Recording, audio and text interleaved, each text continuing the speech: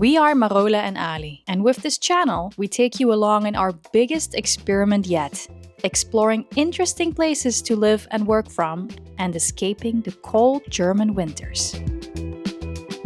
2 years ago, we quit our apartment, packed away almost everything, and set off with just our self-built camper van. But right now, we just finished half a year of living in Southeast Asia, kind of our favorite spot so far, and just landed back in Europe again.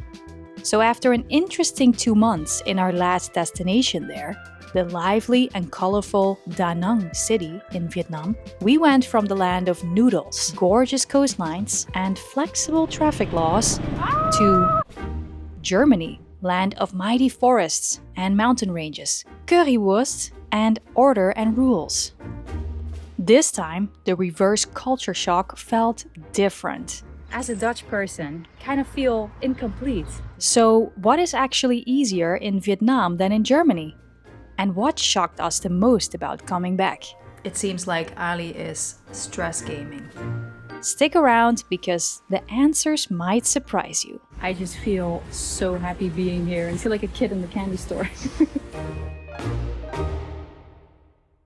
We just came back after half a year in Asia, and now you're back in Germany.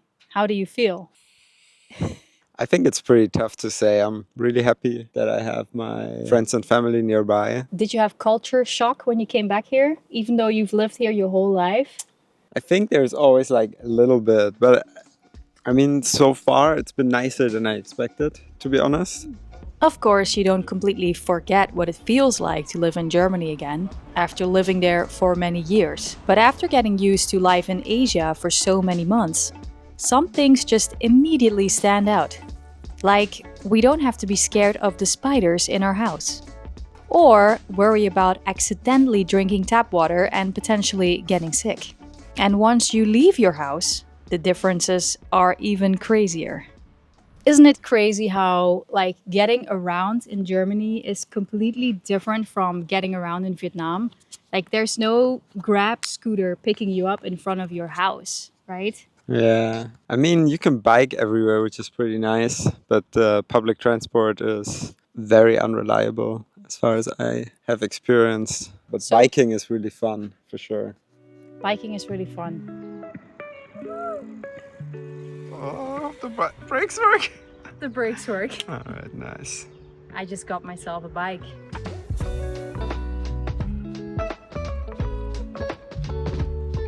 I like it. $50 for this mountain bike. Super happy with it, especially because as a Dutch person, without a bike, you just kind of feel incomplete, you know? And to be honest, if you live in Germany or the Netherlands, getting a bike just ups your mobility level by like 3,000%, right? Yeah. That's just the way to get around here. You have public transport, but it's not always on time. It's pretty expensive. Then of course you have cars, but the bike is just the way to go. Unlike in Vietnam. You could also bike. Vietnamese people love their motorbikes. And so did we, cruising around Da Nang city. And yet cycling is also more common in Vietnam than you would think. And part of why we loved exploring this little charming town of Hoi An. But the way in which people use their bikes and what you'll find in the streets is completely different in Germany.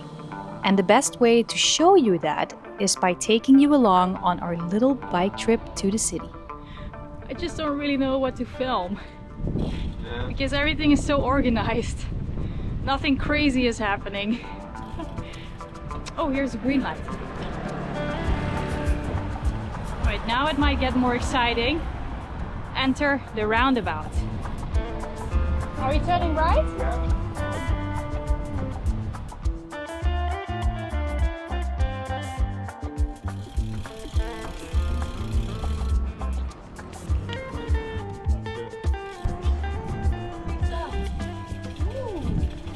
What do we have here? Ribbons? Look how many. What do you do with that though? So many. Measuring tape. That's funny. What you just witnessed is the classic German street phenomenon of zu verschenken, or to give away. Germans love to gather up things they don't want or need anymore and put it alongside cycling or walking waste for potentially interested passersby. So you never know what you will find on the streets. And sometimes what you find even requires action. There. So this is a female stag beetle. They're endangered, I think. So when you're in Germany and you see any of them, the male ones look super fancy with really big pincers, I don't know, horns or something, and like that Pokemon. So if you find them, you should report them, even if they're dead. And now I should actually make sure this is really what I'm saying it is. This picture inside, it's pretty cool. You just go there and take a photo of it. Private photos, lesser stag beetle. So this was a lesser stag beetle and not a stag beetle. It's of course really bad of me to confuse these. But if you see one like that, you should probably identify it. And if you send it, you have to send them a photo anyways, and they'll recognize it, I guess. But before we paint a too idyllic picture of cycling the roads of Germany, there are some more grim stories worth sharing as well. Okay, what's the craziest experience you've had as a cyclist in Germany, or on the street in general? I mean, in Germany? The craziest thing was one guy on a scooter just overtaking a friend and I when we were biking next to each other like this, because he thought you're not allowed to, even though you are. And he just tried to start some shit, and we didn't take it. So, but just the fact that when we lived in Darmstadt, I basically not once was able to go out on a bike ride without some guy road raging at me or honking at me, or I mean, I'm not even counting people overtaking you without any distance, because that's just normal. The insane thing is Germany is still better than most places, but for cyclists? Yeah, I mean, but is it though? Yeah, I mean, you come from the Netherlands, which is number one in the world, but it's pretty insane. I was shocked coming to Germany how little respect there is for cyclists. Yeah, it's by people who drive cars. Yeah, road raging here is just part of the culture. People are just so mad all the time. Yeah. Why are you crying so much? If the roads are so clearly organized for all participants, then why do Germans display so much road rage? Could there be such a thing as too many rules?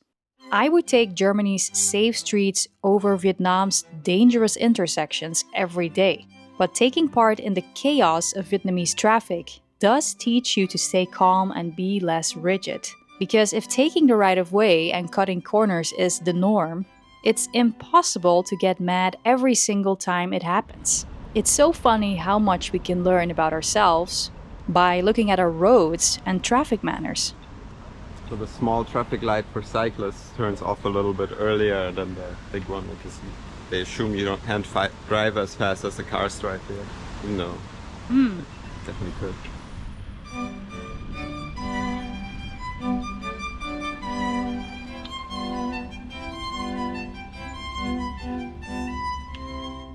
Do you prefer the chaos of the streets in Vietnam or the rules of Germany? I think I like the chaos quite a lot. But yeah, I mean, you have organized chaos here. We pit stopped to pick up a typical German on-the-go lunch and then made our way to our final destination. I just went through red. Heidelberg's famous Neckar River.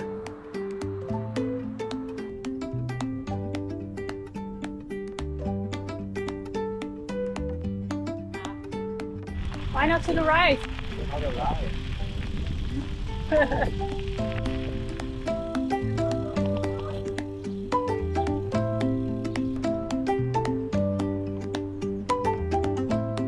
We love coming back to Europe in springtime and spending the warm summer months with friends and family. Even though it seems to be harder and harder to find accommodation here that we can actually afford, the huge housing shortage in Germany and the Netherlands is very real. In Vietnam, we don't struggle with finding a place to stay. Although it must be said that housing affordability is a problem for many Vietnamese people. But that's perhaps a topic for a whole other video. Besides friends and family, our second reason for coming back to Europe is, well, that our jobs are based in Germany, which means our health insurance is too. And unfortunately, Ali and I both have some health stuff to figure out over here over the summer. But that has not been that easy to get done so far. It seems like Ali is stress gaming. He just came home from a medical experience, and I knew I had to get a tea and a nice sugary sweet ready because it did not go well. So, what happened? Well, it's so annoying because I found this appointment with this specialist like a few weeks ago already, and I went on a 40-minute drive to like this city a little bit outside of here. Then I was there, I filled out like some information, and they basically made me wait an hour there. And then they were like, yeah, okay, we can do this procedure on you. I'm like, can I talk to the doctor first, or like what's going on? And the doctor comes and it's like, yeah, so you're not sure if you want to do it. I'm like, yeah, well, I want to know whether I need to do it, because I don't want to go like in a whole ass procedure if I don't need it. And he's like, yeah, well, we don't want to do any half measures, so either you do it or you don't, and that's it. And then he went away. It's like that guy was with me for like less than a minute after I waited for like an hour and 15 minutes or so. Yeah, so how many of your questions about your health got answered by this specialist? He didn't talk to me. This was like the whole exchange, almost in real time. All right. That's very frustrating. Yeah.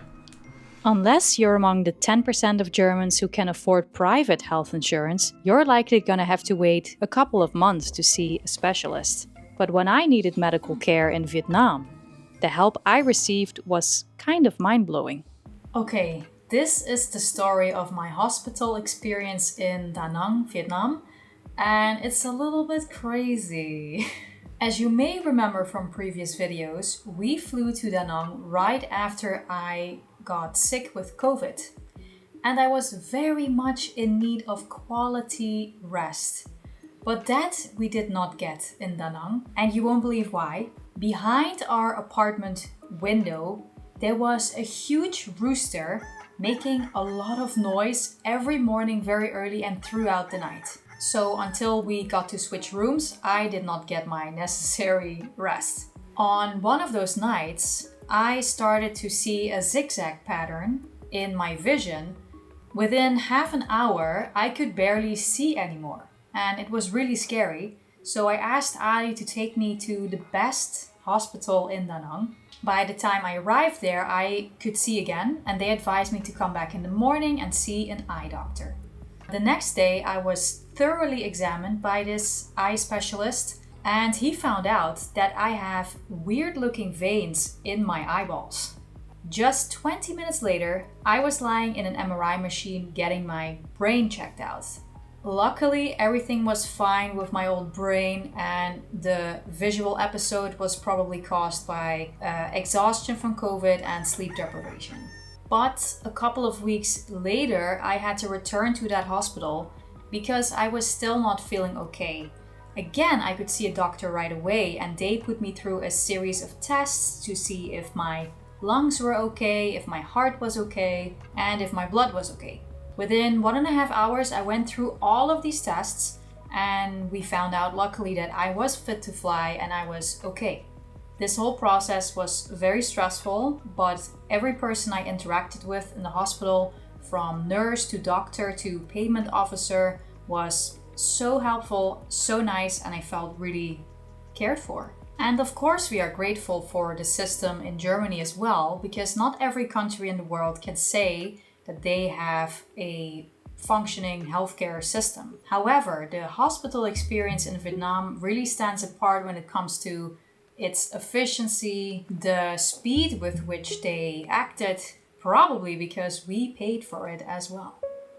This comparison is kind of unfair because we are comparing, top-notch private healthcare in Vietnam to normal German Public healthcare. Yeah. And even though Germany and Vietnam have like similar systems of private versus public, there's still a ton of differences depending on in which system you are, right? Yeah, 100%. As foreigners, we have the privilege of using the private system in Vietnam. Yeah, and I mean, if you have private health insurance here, I mean, now I can go into a very strong political rant.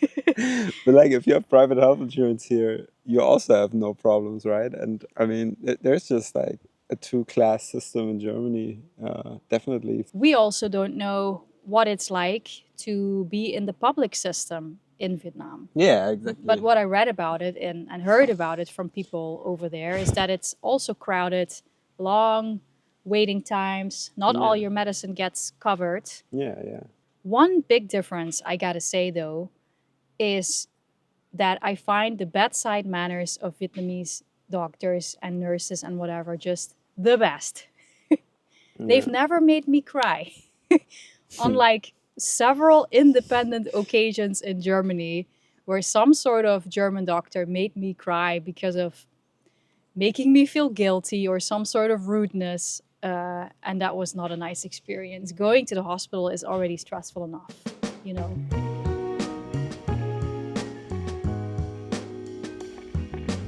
So Ali, we've now talked about, you know, the traffic, some cultural differences, medical, healthcare differences, but we forgot one really important topic, especially to us. Oh yeah, which I know where is this is going. Food. Food. I knew it. So, which food do you prefer? German dinner or Vietnamese dinner? I think there's no contest that I prefer Vietnamese dinner. We can keep this very short. Yeah, by like a long shot. The fun thing about being in Germany, though, is that unlike in Vietnam, we cook our own meals again. So regular trips to large grocery stores are a must here. But no matter how big the Lidl is, it won't have everything. But there are ways to solve that issue here in Germany. Yeah. If you are Asian and you've never been to Europe, you must know that there are places here in Europe, well, I don't know about the rest of Europe, but in Germany for sure, where you can go and buy quality, authentic Asian ingredients, and we call it the Asian store. And it's literally a store that has like a collection of all kinds of Asian cuisine. It's actually kind of funny when you think about it that exists. But we arrived at one now and I'm super excited to go in because I think it will feel like coming home a little bit, you know.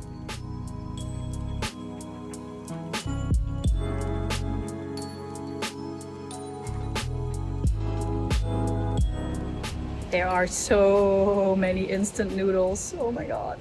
From entry-level flavors and textures to the more advanced and really funky tastes that Asia has to offer, the Asian store has it all. So much fun to snoop around here, get inspired again, Cognac. and make sure we score some high-quality stuff that you won't find in regular German supermarkets. Wait, is it Thai? Yeah, Thai. Royal Thai. What are you making with that? Mango and sticky rice. I just feel so happy being here and seeing all these products that we eat all winter long. All those flavors. I feel like a kid in the candy store. We're looking for some noodle dishes, right? Is it these ones? Okay, for pad thai, you want like a medium-sized kind of flat rice noodle, right? But for summer noodle salad in Vietnam, you want a thinner rice noodle. If you're also an immigrant or have ever been abroad for a long period of time, you know how important it is to taste the food of your home. What are you getting? The classic? Yeah, I didn't know this was Thai. A product of Thailand. Food is connected to experiences and emotions, and finding specific ingredients or dishes that you miss elsewhere can be as comforting as a warm embrace. How do you say it? Pho. Pho. Pho. Nice. By now, we spent so much time in Thailand and Vietnam that it feels a little bit like our second home. And whether it was in Okinawa, Da Nang, or Koh Lanta, so far, Ali and I both felt incredibly well here on the Asian continent, especially food-wise. So when we're not there, we miss all its different delicious flavors. You can just smell it through the hole. And like to bring back those good memories by buying and cooking them here. So good. Reminds me of Thailand. I bought this in Vietnam before we left. I was like, oh man, they're probably gonna be less and I'll see this for a year or so. Now we have it here too. It's so funny.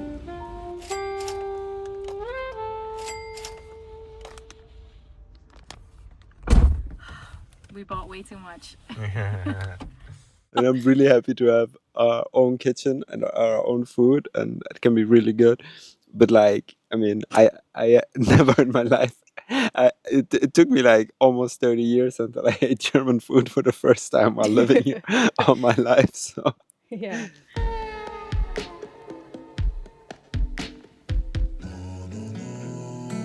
So yeah, even though we live here, I can't tell you much about real German food. It might look something like this. I can tell you that my heart skipped a beat when I found mangosteen, a uniquely Asian fruit here in a German supermarket. If you ever come across it, you must give it a try. But for now, mangosteen would just be the dessert to a Vietnamese dish that we've been dying to taste again here in Germany.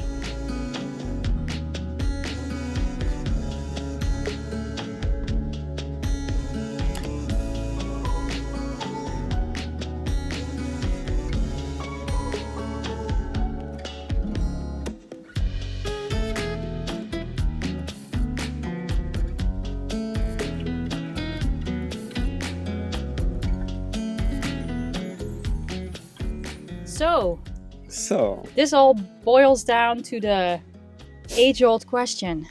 Are you choosing a pretzel or a spring roll?